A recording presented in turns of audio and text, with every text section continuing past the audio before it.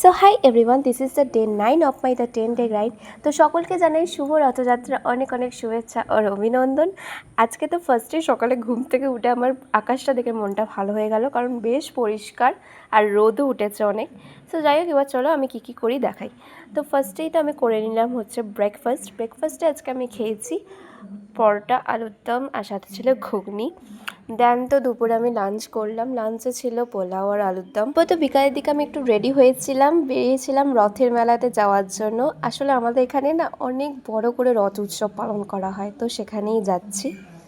আর এসেই তো দেখি এত লোক চলে এসছে, মানে কি বলবো। আর ওই যে ওখানে দেখা যাচ্ছে রথ, প্রথমেই তো টান করা হচ্ছে জগন্নাথের রথ, তারপরেই টান করা হচ্ছে নারায়ণের রথ।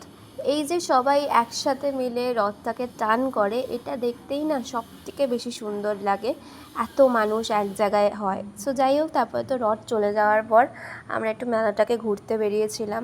তো মেলায় গিয়ে তো ফার্স্টেই খেলাম হচ্ছে ভুট্টা, দেন নিয়েছিলাম ঘুগনির পরে স্প্রিং রোল খেয়েছিলাম, ওটার ভিডিও ক্লিপ নেওয়া হয়নি। যাই হোক, ভিডিওটা এই পর্যন্তই। ভালো লাগলে like, comment, share and subscribe করতে ভুলো না। So bye guys, see you letter.